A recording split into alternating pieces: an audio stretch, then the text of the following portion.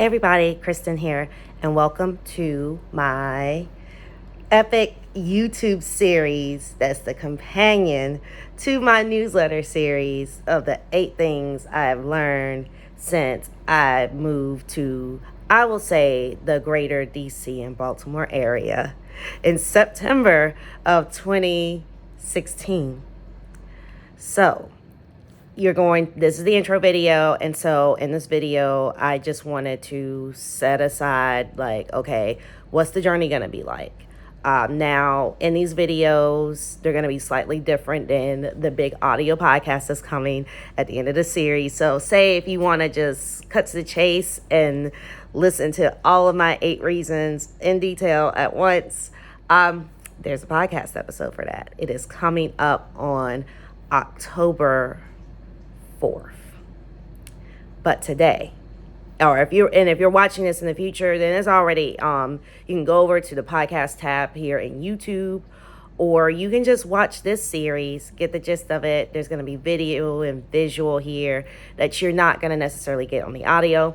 Or if you're even more literary like me, you can read the literary. And so, at a glance, what have I learned? And actually, I have you sitting on my computer. I hope that you can hear me okay. I had some technical difficulties, so me and this iPhone 14 are what we're working with here. We're working with the front camera. It's kind of nasty outside. I've got my hair up into this bun because I don't want that to get in the way. And yes, I did make this. And yes, if you want to hang out with me while I'm doing fiber crafts and where I'm talking about some of the same things doing fiber crafts, head over to @ChrisPattern. It's in the description box there. But yes, welcome y'all. And let me tell you, at a glance, the 8 things that I have learned since I lived in this region. Number 1, drum roll please. Okay, hopefully you heard that drum roll and not just the dishwasher in the background. Yes, Metro is clutch. It does not solve all of your transportation and housing problems. Ding. This is a great time to remind you that I have a bookshop store, as well as I am actively supporting you if you are local to the DC area. I know I literally live next door to a Politics and Prose, but I made a special trip up to the Loyalty bookshop in Petworth. There's one in Silver Spring. I don't know of any other Black and queer and Asian owned bookstore, at least in this region. Maybe in Baltimore City proper, but definitely in this region. And so, as you see, I'm wearing the best Target Pride dress underneath this. The best, because this past year's. But anyway, I said Metro's clutch. It doesn't take away all your housing and transportation problems. And you're going to really love that video. That's the very next video in this series. You're going to really love that one, especially if you love maps, especially if you want to understand, like, can you live here? Can you even live here in this region? Does it make sense? And I can't. I think I can. And next one is that the government really does run everything here, and it opens a lot of doors. And that's one I should have known. And honestly, even when I lived in North Carolina, the government opened a lot of doors. So and that video is next in the series. Then we'll talk about what that means, likewise in the email. Then the African diaspora is vast. The vastness is affected here, but I shouldn't have expected it. It's going to be Southern blackness. I am a little late. Now it's here. It's here. But if you were just limiting yourself to the original sort of DC diamond, we would be lost. And this is another time to remind you, and I think I now remember why I mentioned Loyalty Bookstore. So I have 2 books in my particular bookshop that if you're not close enough to walk into that store or say they don't have them, I have them in my bookshop. They're called, for Metro, it's called The Great Society Subway. For learning about the racial history here, there's one that is called Chocolate City. And then my next lesson, that gender and body autonomy are vast opportunities and our identity expression are protected. You can explore yourself, but caveats. and that's where my next book recommendations come in. Basically, Secret City and To Be a Problem. Both of them talk about, Secret City talks about how DC's queer community has an extra layer upon it. It talks about the results of the Lavender Scare. And honestly, it kind of gives you a sense of how, even today, even though, yes, we're legal, we can be here, but getting back to that second reason, the thing that I learned, the government, it's still here, and there's certain things you still don't want to do necessarily. And there's still like parts of the government where if you want to get involved with them or work with them, you're going through security clearance. You're being asked a lot of questions. Yeah. Anyway, Secret City, and then also To Be a Problem by Dara Baldwin, who is a colleague of mine, a friend that just had lunch. No, it was dinner. It was dinner with her and my partner the other week. And yeah, there are limits to organizing. And also, I will probably also drop a link to White Women Make Me Cry, another wonderful book by Yannick Redmond, who ran a foundation. So there are limits. There are limits to these protected classes. They do exist. There's a lot of opportunity here. There's a vast diaspora of identities in this region that I love so much. Everybody is here. And one thing I love about everybody being here that I will say in this intro video, I love how everybody brings themselves here. But there are, well, no, I won't say there are limits, but there's limits if you're looking for a certain type of person in a certain type of neighborhood. But if you take advantage of Metro and do let it solve some of your problems, I think you'll be okay. But I'll break that. I'll come back to that, these books and that concept in that video and newsletter. And then finally, like, we had dinner with Dara at one of the few restaurants I actually like, and that's called the Colada Shop. It's here on the wharf. It's also one in that National Landing. I still say Pentagon City. It's in the Pentagon City part. It's pretty awesome. Well, actually, I think it's opening in Crystal City. Let me take it back. It's opening in Crystal City. Soon might already be open, but it is definitely right out here.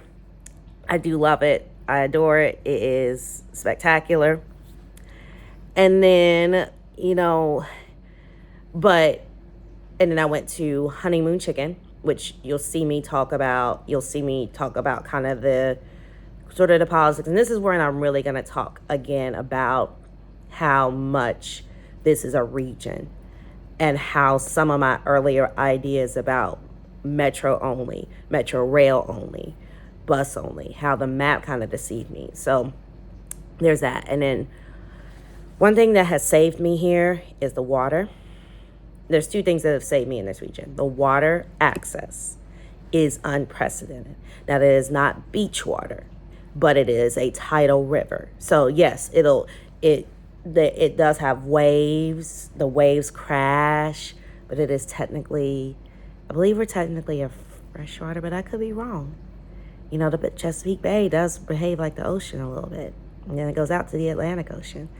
And I don't know. I am, as those of you who know me in real life and have read some of my newsletters know, I'm very into my woo. I do pull tarot cards and I do astrology. I like to think of myself as Christian plus. That's the roots. And yeah, that's one other thing. Now, one thing that won't, in some areas and spaces, and I talk about this in the gender and in the Black community newsletters coming up and videos, is that the Black church is still very much here. Religion is here. Conservative religion is here. But affirming, queer affirming, disability affirming, misogyny crushing, misogynar crushing Black faith practices here. Expanded faith practices here. Like, I've met Black Buddhists that I consider parents and siblings. I've met fellow Black agnostics that still believe in like the presence of something. My beliefs are changing, and of course, I'm recording this in this Bi Visibility Day, and I've had way more room, and that's been made me be able to expand to this potly MB state that I'm in. So, but going by the waters, standing by the waters, hiking the waters, riding bikes across the water. I've done it all. Kayaking. I've not swum in the I've not done the swimming, we're just getting to the point where swimming actually is making sense again. I've not swam, but it's there, and it's available for me. But finally, well, actually, I forgot one more thing that I was, the perspective of this series, especially as it's framed on Substack, is that I'm in this 8th year here, in this this is my 38th year, the 30 great year of my life, accepting my roots, my Black Southernness, and not trying to hide, coming out proudly as that, and that it intersects everything else that I am and what I do, like where I started, where I end up at, how I've just really been drawn to live in places that are part of the Census South and like explore those boundaries. But I don't find myself coming home to North Carolina as much as I expected. In fact, I didn't really get back. The first few years of the pandemic, I wasn't like, I thought I would never come home again, especially with the nature of how the disease is spreading. Now I have a toolkit. I have the funds for said toolkit, and so I've been able to make some trips home and make it work. But I pretty much have really only done it like once or twice each year. It's been like a June trip and an October trip, and it's how it seems like it's going to work out for this year. So, and yes, still in the South, but honestly, DC, with everybody here, is a global city. It may be geographically in the South, but it resembles more of a low-slung New York. It does have Paris elements. In fact, I think Paris and DC are twins. Now, I've not been to Paris. I've only read about it. I've only seen people talk about it.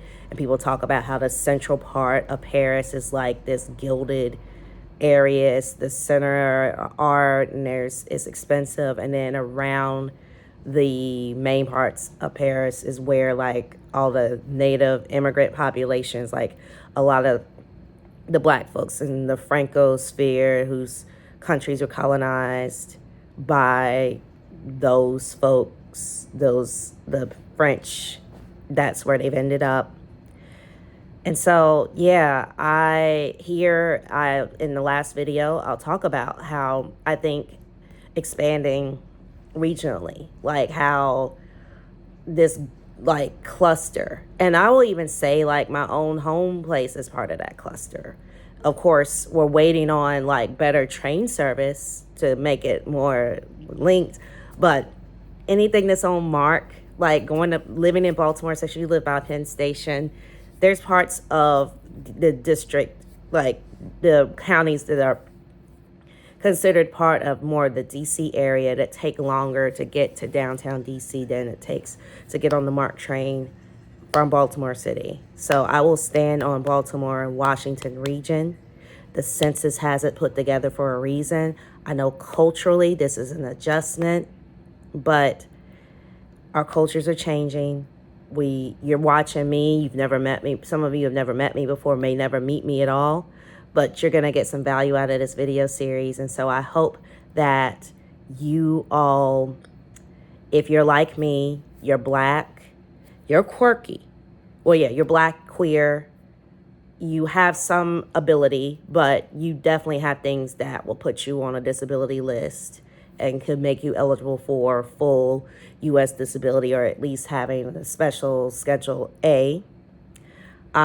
You've come from a middle class background, and honestly, I feel like everybody Black is middle class, unless otherwise. Like if you really, unless you have a hard liquid million that you can just pull out your pocket, then yeah, you're still kind of working class, and you could lose it all. And of course, being Black or queer, like somebody could decide, oh, I don't like you, I'm gonna make your life hell, and you're gonna go to jail because I don't like you. So there's that. And so yeah, like I hope that in getting back to quirky, like nerdy and artsy and a little bit weird, but weird in a good way. If you want to know if this region is still for you, in this time period and we share identity markers, keep watching. I think you'll learn a lot and I think you'll find value in it. And I'm looking forward to sharing with you. And if you, once again, you can subscribe to this YouTube channel to make sure that you, and ding the notification bell. We're going to be dripping these out over the next few days. The Substack list will go out probably first. These videos will then come out second. If you're watching this in the future, you've got them all. You got them all. Grab your popcorn, fiber object to work on, whatever you like to do. You know, maybe listen to me on the way from work. Listen to me to, maybe my voice is soothing and monotone. It puts you to sleep. Talking about my DC lessons and dreams. Whatever.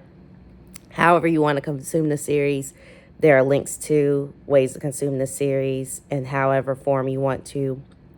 But I look forward to taking this journey with you. And at the end of this particular journey, if you find that you want me to help you like one-on-one, I'll definitely let you know how that can happen. And if you're watching this in the future, that link is also below. So until next time.